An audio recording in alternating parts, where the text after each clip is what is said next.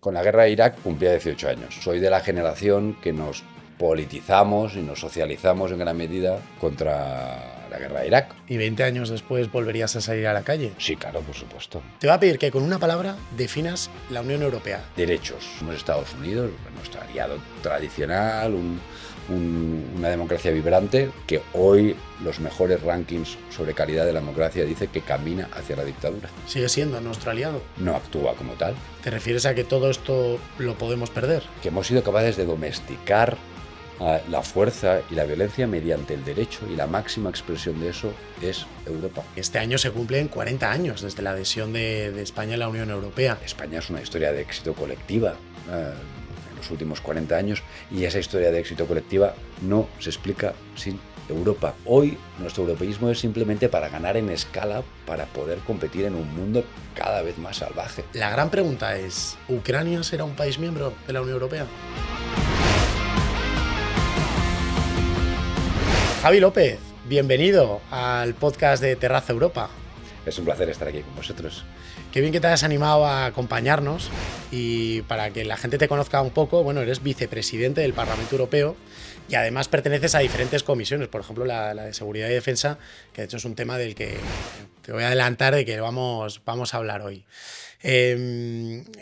Al final llevas mucho tiempo en el Parlamento Europeo, desde el año 2014, si no me equivoco, y ¿qué momentos destacarías tú de tu carrera dentro de la Eurocámara? Porque imagino que del 2014 ahora ha cambiado bastante, ¿no?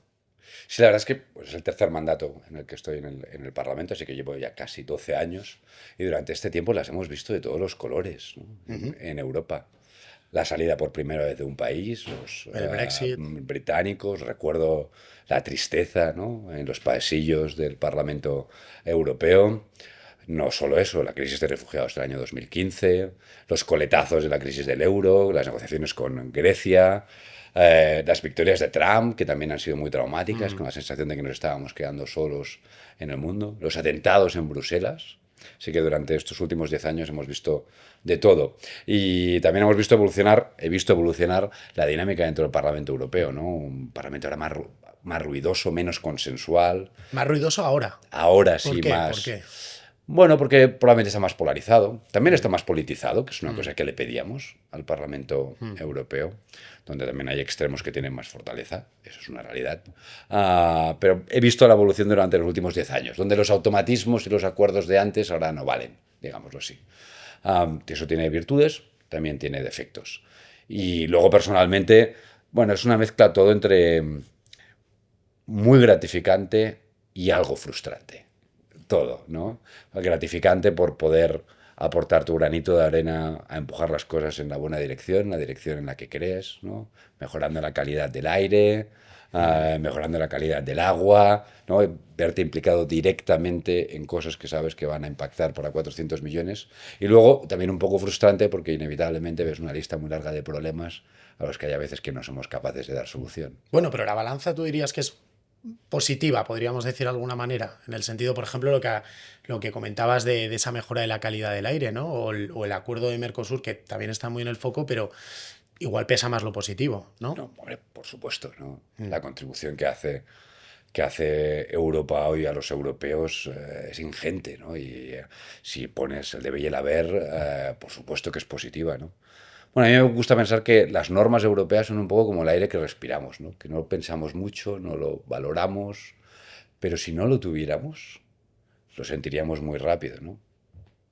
Es curioso, ¿no? Porque muchas veces cuando tenemos, lo tenemos cada día, pues igual dejamos de apreciarlo, ¿no? Como muchos que, por ejemplo, ya hemos nacido, pues, en un sistema de la Unión Europea. Javi, tú eres del grupo de socialistas y demócratas, el Partido Socialista está dentro del mismo. Claro está, pero tú al final ocupas una posición, Javi, de vicepresidente del Parlamento Europeo. Esto es llamativo, porque en los medios de comunicación al final la gente relaciona Ursula von der Leyen, la Comisión Europea, y el Parlamento Europeo, pues con Roberta Metsola. Pero ¿qué hace un vicepresidente del Parlamento Europeo en el día a día? ¿Cuál es tu función?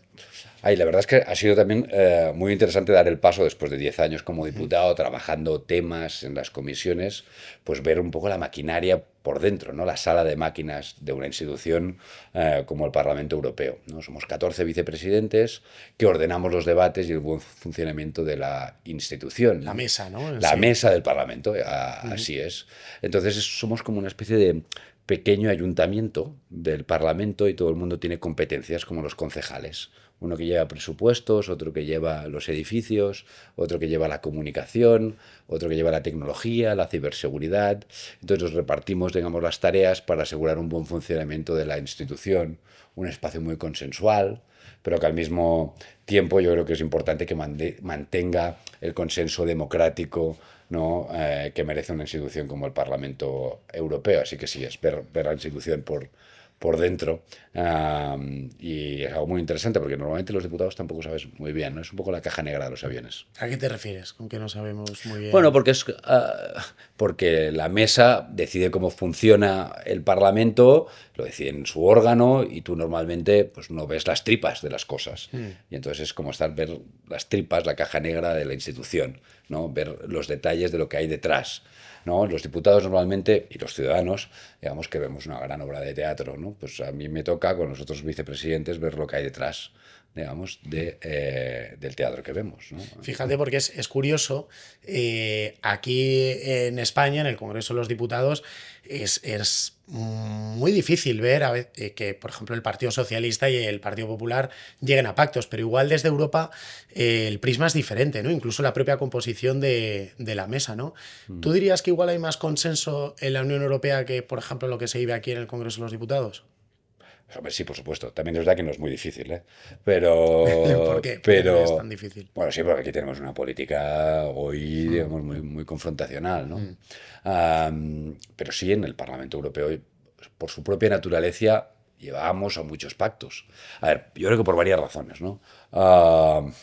Primero, porque las leyes europeas se tienen que construir mediante grandes acuerdos, consensos, grandes acuerdos entre familias políticas para hacer mayorías en el Parlamento Europeo, grandes acuerdos entre países, grandes acuerdos entre instituciones, entre el Consejo, la Comisión y el Parlamento. Así que nosotros somos una maquinaria de generar acuerdos, porque no somos como el Congreso de los Diputados, que hay una mayoría y una mayoría que apoya al gobierno y una minoría que hace oposición y rechaza lo que hace el gobierno. Así que hay una cuestión institucional, digamos, que nos lleva a llegar a acuerdos. Y luego que vivimos una especie de proceso constituyente permanente, en donde es necesario llegar a acuerdos, ¿no? Creo que es sano que seamos capaces de llegar a acuerdos. También es sano que tengamos discrepancias y también tengamos contraste. La política tiene que tener espacio para el consenso y para el disenso, ¿no? Para llegar a acuerdos y para poner encima de la mesa alternativas, ¿no? Que también necesita, porque también la política es conflicto. Así que tenemos que encontrar el equilibrio suficiente, ¿no? Y yo creo que en el Parlamento Europeo somos capaces de ello. Ahora justo has mencionado una palabra, conflicto, que me recuerda un poco digamos, a los inicios que tuviste como militante político, activista político, en el no a la guerra de Irak, con las juventudes socialistas. Claro, hemos dicho, desde el 2014 estás en el Parlamento Europeo, pero ¿qué te picó a ti de decir, me interesa la política, voy a tomar este camino? Sí, bueno, claro, yo con la guerra de Irak cumplía 18 años, ¿no? Y tengo ahora 40. Entonces, soy de la generación que nos politizamos y nos socializamos en gran medida con las movilizaciones que hubo en España contra la guerra de Irak, ¿no? Contra una invasión, ¿no? Que era ilegal, que no había un mandato del Consejo de Seguridad de Naciones Unidas, que creíamos que los argumentos que se estaban poniendo encima de la mesa eran mentira, como se acabó comprobando, como las bombas, las armas de destrucción masiva. Y España, pues, fue el país probablemente que tuvo mayores movilizaciones en la calle. El no a la guerra. El no a la guerra, ¿no? Y entonces esa generación que se movilizó, mi generación, que nos movilizamos mucho en esa guerra, para rechazarla, pues muchos de nosotros entramos en espacios de militancia política. En ese caso, yo en Barcelona, ¿no? Era el Partido Socialista quien estaba liderando en gran medida las movilizaciones en contra de la guerra y entré en contacto mi agrupación local y como un espacio de activismo. Sí, sí, soy de esa generación y parece mentira que 20 años después nos tengamos que ver otra vez, Con el no a digamos, la guerra. levantando un poco la bandera de, oye, deberíamos haber aprendido algo de que la democracia no se atrae a machetazos ni a bombazos, que las intervenciones en Oriente Medio no han traído más que caos y violencia, ¿no? Es uno de los temas que más adelante no voy a poder evitar preguntarte. Pero antes de nada, para terminar así esa pequeña introducción, Javi, te voy a pedir que con una palabra definas la Unión Europea y dinos por qué has elegido esa palabra. Ya, derechos. ¿Por qué? Ah, pero yo creo que Europa sobre todo es hija de la Ilustración, que es la voluntad de construir sociedades donde los ciudadanos seamos plenos con derechos reconocidos por las instituciones. Y a diferencia de otros lugares del mundo, los ciudadanos europeos disfrutamos de derechos que ejercemos, derechos económicos, derechos políticos, derechos civiles, que no hay que dar por garantizados, que también hoy están en riesgo. Hay quien los querría poner en riesgo, ¿no? Eso es lo que nos hace únicos en el mundo, ¿no? No hay un lugar mejor en el mundo para vivir que en Europa. Con lo que mencionabas de ponerlos en riesgo, ¿te refieres a que todo esto lo podemos perder? Sí, bueno, yo creo que muchas veces, especialmente cuando muchas veces hemos dado por garantizados el modo de vida que tenemos, ¿no? La Sí. convivencia democrática, el respeto a la pluralidad, aparcar la violencia como forma para dirimir nuestros conflictos. Y eso hoy en este mundo no se puede dar por garantizado. No se puede dar por garantizado, bueno, por varias razones, ¿no? Primero porque la guerra ha vuelto al suelo europeo, lo vemos en Ucrania, con una invasión a gran escala que no veíamos desde la Segunda Guerra Mundial, ¿no? En Ucrania, y además Putin y el Kremlin es explícito sobre que su voluntad no acabaría ahí, Que van más allá. que va más allá. Lo vemos porque hemos visto muchos países como han deteriorado su democracia muy rápidamente, ¿no? Vemos Estados Unidos, nuestro aliado tradicional, una democracia vibrante, que hoy los mejores rankings sobre calidad de la democracia dice que camina hacia la dictadura. Sigue siendo nuestro aliado. No actúa como tal. Nosotros queremos tener la mejor relación posible con Estados Unidos, pero es evidente que no actúa como un aliado Estados Unidos. Esa es la realidad, por lo menos su administración. La administración Trump hoy yo creo que ha dejado muy claro que quiere una Europa dividida, débil y sometida. Y yo creo que un aliado no te trata así. Sí, es como pues en tu grupo de amigos pues que hay uno que no está siendo tan amigo, por decirlo de alguna manera. Bueno, como cuando estás en una relación tóxica, ¿no? Sí, Digamos que no te das a acabar cuenta sí, pero las relaciones tóxicas se acaban rompiendo, por eso es preocupante. Sí, no, y nosotros seguro que trabajamos y tenemos que trabajar para tener la mejor relación posible con Estados Unidos, ¿no? Ahora y en el futuro. Pero uno no puede negar la realidad. O sea, y la realidad es la que es, que Trump ha sido explícito, pero es que no es que lo diga yo, no es que yo interprete lo que piensa Estados Unidos, o incluso no es que yo hable sobre las declaraciones un poco, digamos, siempre un poco grotescas, ¿no? Del Sí. presidente, de los tweets. No, es que ellos lo han puesto en su papel de seguridad nacional que explica la política exterior del país. No somos nosotros que lo estamos imaginando, es que ellos nos lo están diciendo.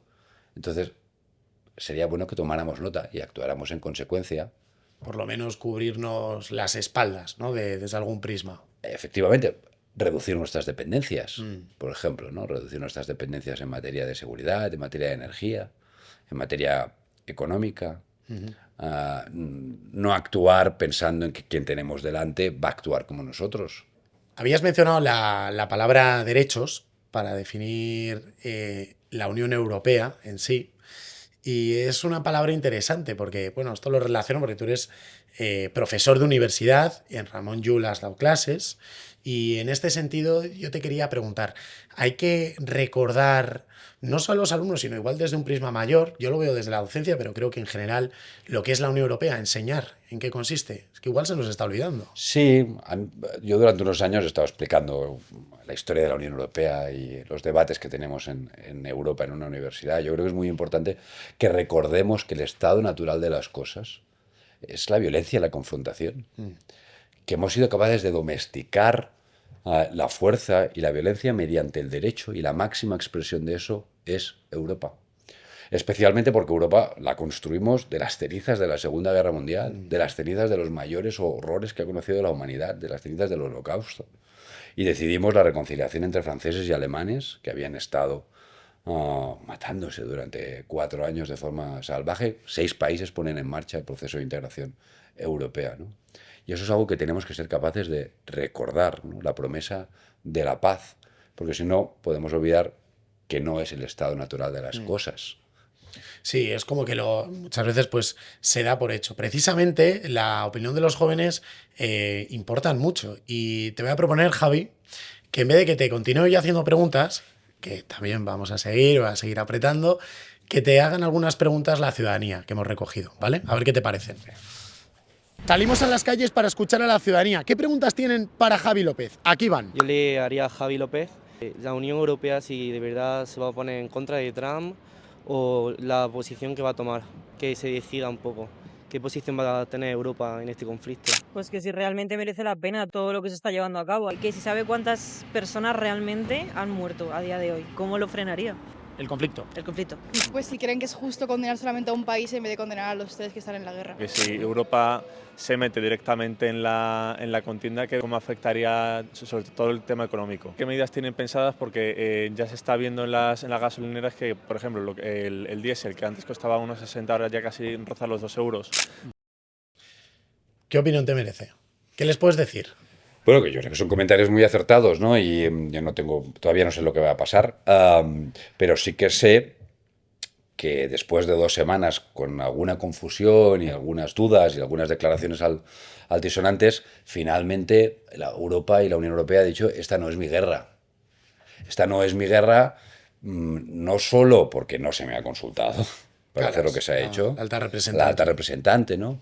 Sino porque es una guerra que no tiene ningún tipo de mandato del Consejo de Seguridad de Naciones Unidas, es decir, de paraguas legal, es una guerra ilegal, es una guerra preventiva, es decir, no había una amenaza inmediata directa a Israel y a Estados Unidos por parte de Irán, y no solo es ilegal, digamos, es inmoral por ser ilegal, sino es una guerra que la factura la vamos a pagar los europeos, en forma de crisis energética, de inflación, de subida de precios del petróleo y del gas, problemas económicos, una crisis humanitaria que probablemente vaya a provocar flujos migratorios. Han habido 1 millón de refugiados en las primeras 2 semanas de conflicto y de guerra.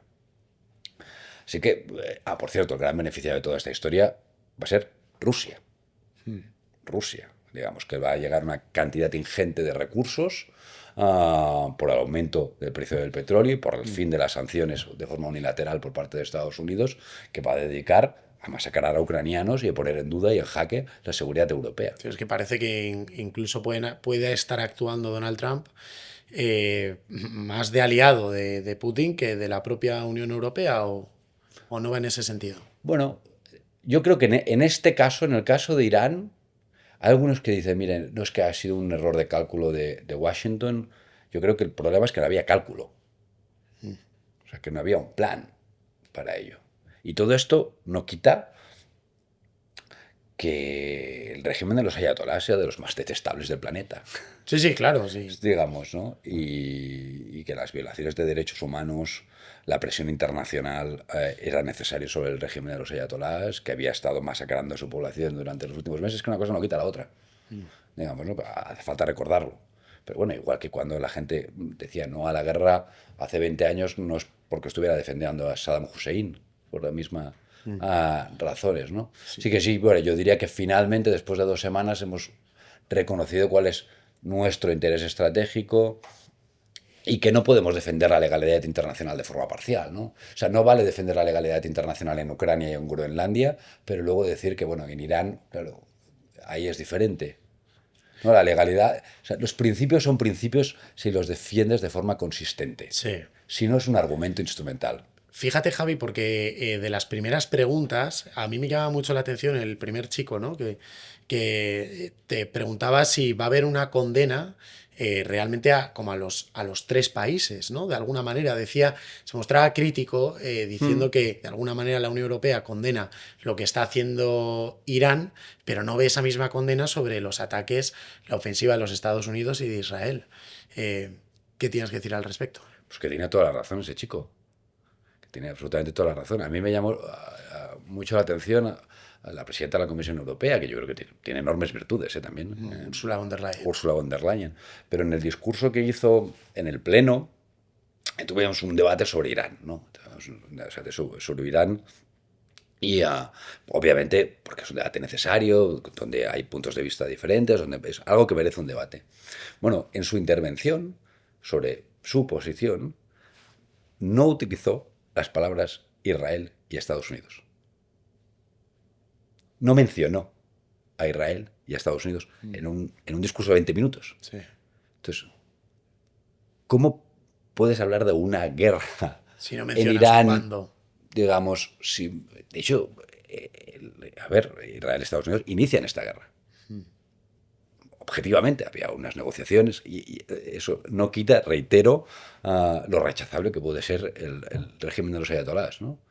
Pero hay unas negociaciones en marcha, diplomáticas, en Suiza, y Israel, por lo que parece, convence a Estados Unidos para atacar de forma preventiva, es decir, ilegal, a Irán, ¿no? Sí. Y no solo esto, porque hay más preguntas, o sea que te las voy a acercar.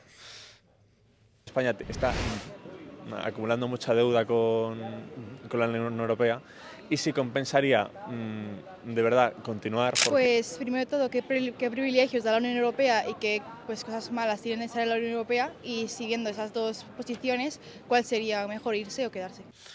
Bueno, las preguntas que hemos visto al final son de jóvenes que sienten esa incertidumbre de qué va a pasar de ahora en adelante. Hay que recordar que este año se cumplen 40 años desde la adhesión de España a la Unión Europea.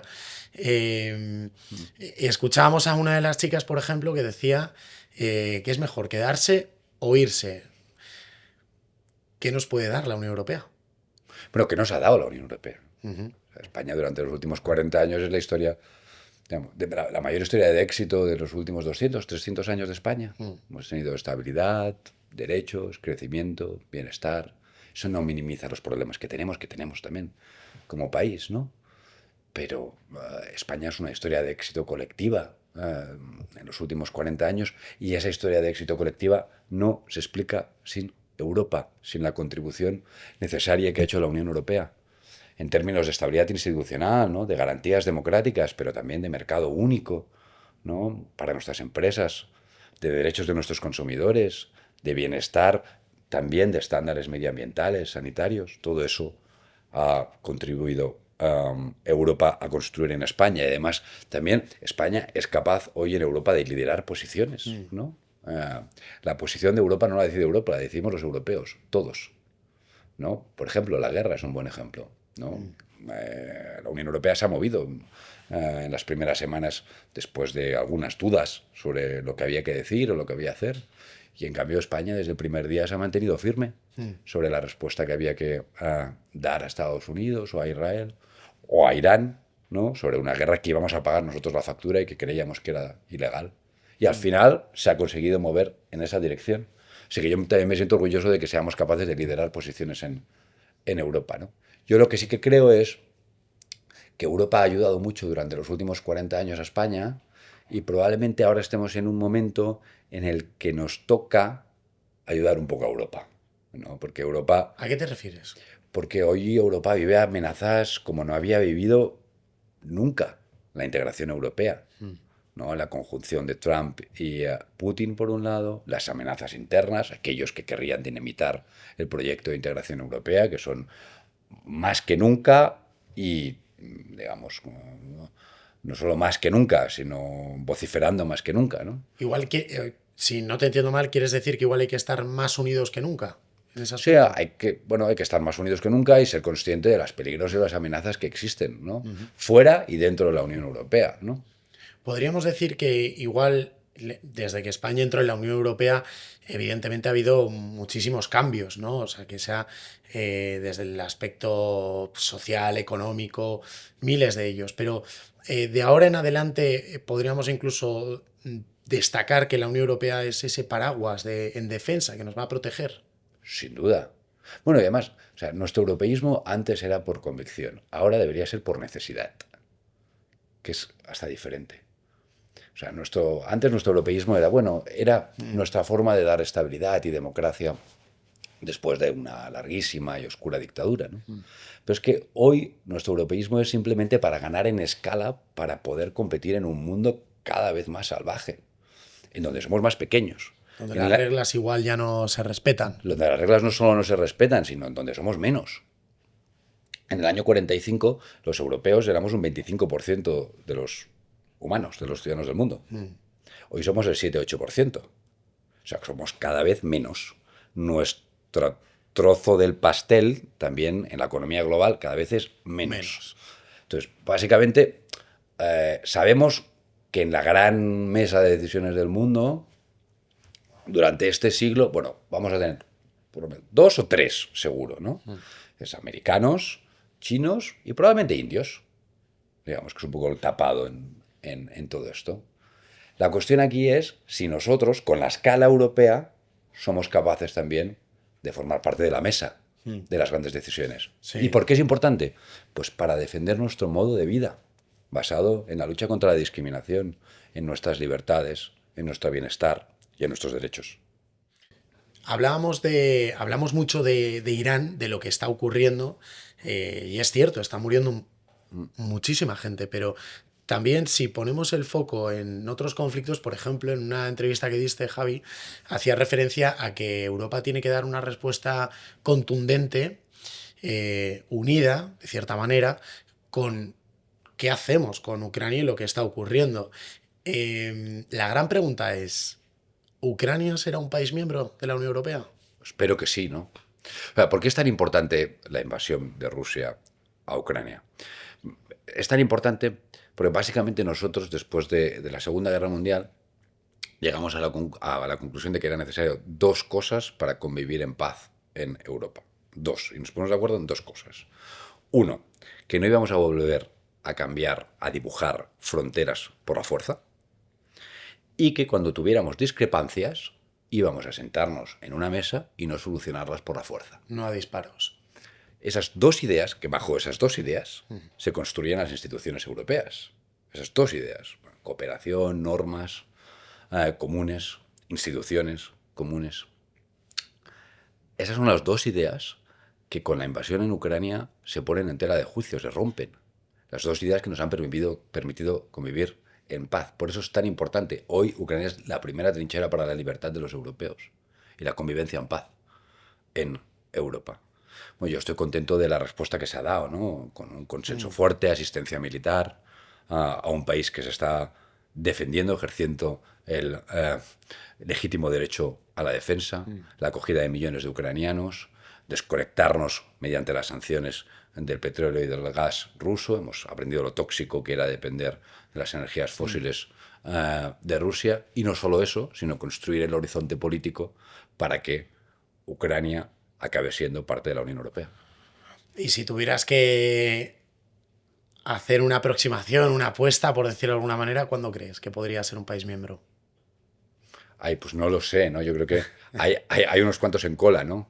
Creo que es muy importante el horizonte político que se está dando a Ucrania, ¿no? Tenemos en cola, Montenegro, Albania, Serbia, Bosnia, Kosovo, han entrado Moldavia y Ucrania, está Turquía medio, que digamos que no de hecho, pero sí de derecho. Y ahora Islandia, que se une a la fila. Digamos, sí que tenemos una lista larga de países que también querrían entrar en la Unión Europea. Yo lo que sí que espero es que a partir del año 2030 empecemos a tener nuevas incorporaciones. Bueno, una fecha aproximada. Digamos, y que Ucrania entre cuando le pertoca, Cuando le respetando toque la también. cola. Sí. Pues te voy a enseñar una noticia que está llamando mucho la atención y a ver qué prisma nos puedes dar. Mira. De Televisión Española, dice: miles de personas se manifiestan por toda España para pedir el fin de la guerra en Irán. Claro está, el no la guerra lo estamos volviendo a escuchar, pero no sé, porque es algo que también hemos visto, con otras palabras, pero con un fin igual, en otras grandes capitales de la Unión Europea. ¿Cómo ves esto? ¿Cómo ve esto Europa, este movimiento? Bueno, yo creo que es gente que de forma muy sensata está pidiendo el fin de los bombardeos. Y además está pidiendo no solo, digamos, que se respete la legalidad internacional, sino que se eviten las consecuencias gravísimas que la guerra va a tener sobre la vida de los europeos y la economía de los europeos. Así que yo lo que espero es que se escuche a toda esta gente, ¿no? Porque está en nuestro interés. Honestamente, hay gobiernos que han escuchado más que otros. ¿Cuáles han escuchado poco? Bueno, yo preferiría señalar el que creo que sí que ha escuchado, que es el nuestro, ¿no? Pero Que lo que ha dicho es, desde el primer día, lo que yo creo que piensan la mayoría de los ciudadanos españoles, que es que la legalidad internacional se tiene que respetar, que las intervenciones en Oriente Medio se han demostrado una catástrofe y un desastre durante los últimos 25 años, ¿no? Y vamos a ir ya terminando, Javi, pero creo que has traído un objeto. Así es. ¿Qué objeto has traído? Mira, os he traído un cuadro de un dibujo que es un cuadro de unos dibujos que hicieron en el año 2014. Ajá. En las primeras elecciones donde me presenté primero en unas elecciones primarias dentro de mi partido, que escogían al candidato para ser eurodiputado, ¿no? Y entonces, pues, hicieron un vídeo con una serie de ilustraciones para explicar mi vida. Tenía 28 años. Entonces, y una de las ilustraciones de ese vídeo para las primarias, para explicar quién era yo con un cartelito de no a la guerra. De no a la guerra. Que era tu con 18, 19 años. Que fueron mis primeras manifestaciones y lo que fue la puerta de entrada, como antes has explicado, pues al activismo político, ¿no? Y lo tengo colgado en el despacho y lo he traído aquí porque parece mentira, pues eso, que 20 años después nos acabamos viendo las mismas. ¿Y 20 años después volverías a salir a la calle? Sí, claro, por supuesto. Evidentemente, sabemos que las movilizaciones... esas movilizaciones no solo se escuchan en el mundo entero, esas movilizaciones acabaron cambiando el gobierno de España. Para eso valen. Y aprovechando, te voy a enseñar una imagen, ¿vale? Para saber a ti qué te transmite. Para poner en situación al espectador... O sea, 85 firmando, ¿no? Eso es, el 12 de junio, de la firma de la adhesión a las comunidades europeas, lo que conocemos ya como Unión Europea. Claro está que se materializó en el 86 y ha pasado mucho tiempo. 40 años. La gran pregunta, si esto podríamos perderlo, pero sobre todo, ¿a ti qué te transmite esta imagen? Bueno, para nosotros fue la entrada... Mira, para nosotros yo creo que como país, como España, era acabar con el destino fatal de un país que durante los anteriores 2 siglos había estado escribiendo su historia repleta de golpes de Estado, una guerra civil horripilante, una larga dictadura, y que esa firma significaba la puerta para la estabilidad, para la paz, para la democracia, ¿no? Es algo muy importante, especialmente para la negación de mis padres, ¿no? Yo nací ese año. Yo tengo 40 años, yo nací ese año. Nosotros nos hemos criado como europeos. Para mí ya Europa es otra cosa, ¿no? No me ha interpelado nunca mi europeidad.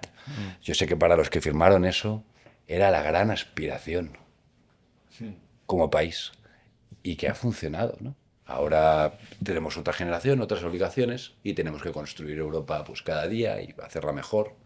Así que hoy ya no es una aspiración para nosotros, es otra cosa. Pero es la aspiración de